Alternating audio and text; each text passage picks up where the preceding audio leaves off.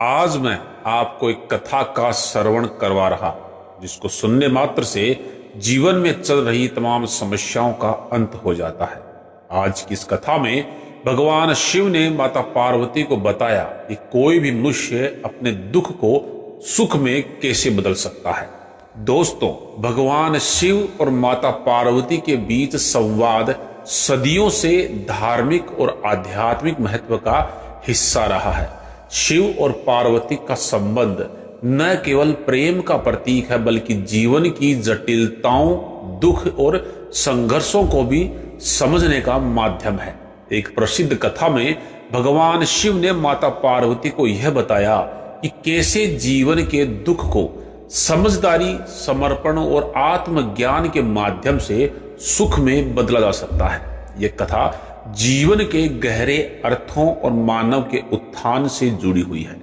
इस कथा के माध्यम से शिव और पार्वती ने यह संदेश दिया कि दुख और सुख हमारे आंतरिक मन की अवस्थाएं हैं और उन्हें हमारे दृष्टिकोण और मानसिकता के अनुसार बदला जा सकता है। आइए इस कथा को विस्तार से समझते हैं। यह कथा कैलाश पर्वत पर घटित होती है, जहां भगवान शिव और माता पार्वती अपने दिव्य स्थान पर विराजमान है। एक दिन माता पार्वती ने भगवान शिव से प्रश्न किया, प्रभु, संसार में इतना दुख क्यों है और यदि दुख अवश्य भावी है तो इसे सुख में कैसे बदला जाए। भगवान शिव मुस्कुराए और उन्होंने माता पार्वती से कहा, देवी, दुख और सुख दोनों जीवन के दो पहलू हैं। जैसे दिन और रात का अस्तित्व है, वैसे ही जीवन में सुख और दुख का जो चक्र है वो चलता रहता है। लेकिन इस चक्र को समझने और उसे अपने अनुकूल बनाने की शक्ति हर व्यक्ति के पास होती है। अब मैं तुम्हें एक कथा सुनाता हूं जिससे तुम समझ पाओगी कि दुख को कैसे सुख में बदला जा सकता है।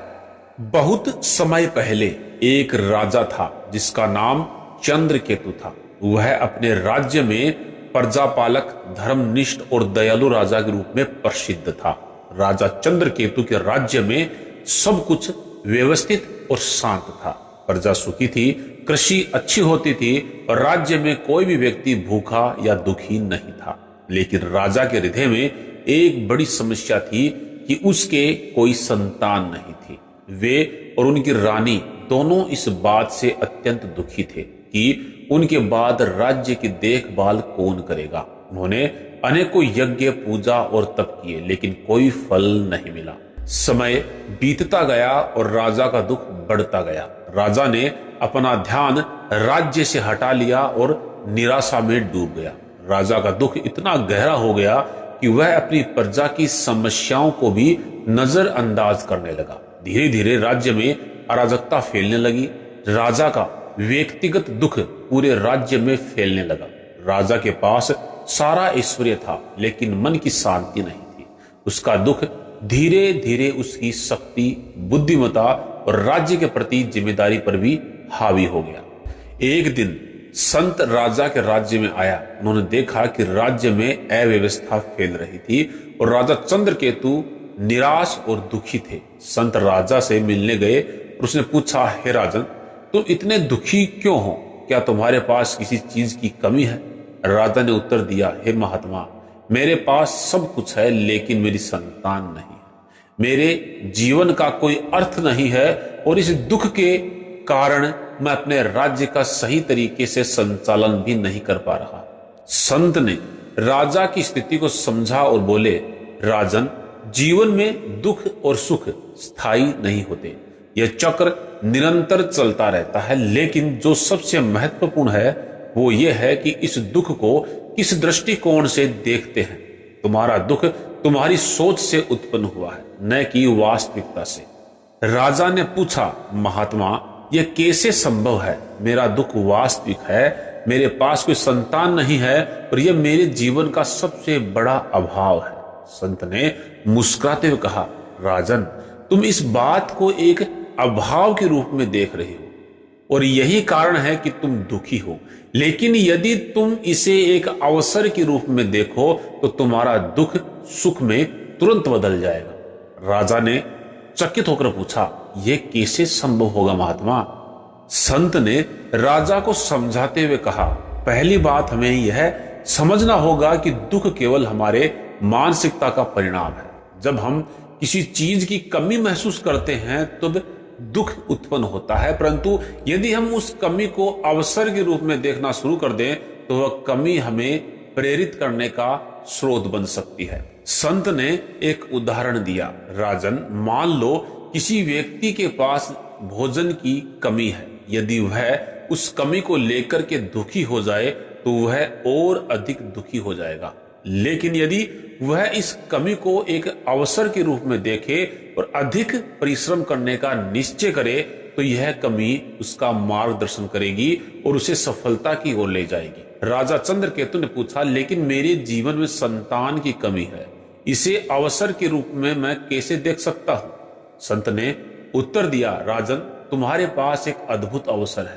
तुम संतान के अभाव में अपनी प्रजा को अपने बच्चों की तरह पाल सकते हो, राज्य की भलाई के लिए कार्य कर सकते हो और इस सेवा में ही तुम्हें असली संतोष मिलेगा। संत के इन शब्दों ने राजा के हृदय में गहरा प्रभाव डाला। उन्होंने अपने दुख को नए दृष्टिकोण से देखना शुरू किया। उन्होंने सोचा, यदि मैं अपनी प्रजा को अपनी संतान मान लूं और उनकी सेवा करूं तो मेरे जीवन का यह अभाव भी मेरे लिए एक सुख का स्रोत बन सकता है। राजा ने अपनी सोच बदल दी और अपने दुख को भुलाकर अपनी प्रजा के कल्याण में ध्यान लगाना शुरू कर दिया। धीरे धीरे राज्य में फिर से शांति और समृद्धि लौट आई। राजा चंद्रकेतु ने अपने दुख को सुख में बदल दिया और इस परिवर्तन ने उन्हें एक महान राजा के रूप में प्रतिष्ठित किया। भगवान शिव ने कथा समाप्त की और माता पार्वती से कहा, देवी, यह कथा हमें यह शिक्षा देती है कि दुख को सुख में कैसे बदला जा सकता है। हमारे जीवन में जो कुछ भी घटित होता है वह हमारे दृष्टिकोण पर निर्भर करता है। जब हम किसी स्थिति को समझदारी और सही दृष्टिकोण से देखते हैं तो दुख स्वयं ही सुख में बदल जाता है। माता पार्वती ने भगवान शिव के इस गूढ़ संदेश को समझा और कहा, प्रभु, आपने मुझे एक गहरी शिक्षा दी है। अब मैं समझ गई हूं कि जीवन में दुख और सुख दोनों हमारे अपने ही मानसिक अवतरणों के परिणाम हैं। हमें अपने दृष्टिकोण और सोच को बदलना होगा, तभी हम जीवन के वास्तविक सुख को प्राप्त कर सकते हैं। इस कथा का यह सार है कि जीवन में जो कुछ भी घटित होता है वह हमारे दृष्टिकोण और मानसिकता पर निर्भर करता है। यदि हम दुख को केवल एक समस्या के रूप में देखते हैं तो वह हमें और भी अधिक दुखी करेगा, लेकिन यदि हम उसे एक अवसर के रूप में देखते हैं तो वही दुख हमें प्रेरित कर सकता है और हमें सुख की ओर ले जा सकता है। भगवान शिव द्वारा बताई गई इस कथा में जीवन की गहरी सच्चाई छिपी है। दुख और सुख दोनों हमारे भीतर हैं। सही दृष्टिकोण और मानसिकता से हम जीवन के हर दुख को सुख में बदल सकते हैं। ओम नमः शिवाय। हर हर महादेव।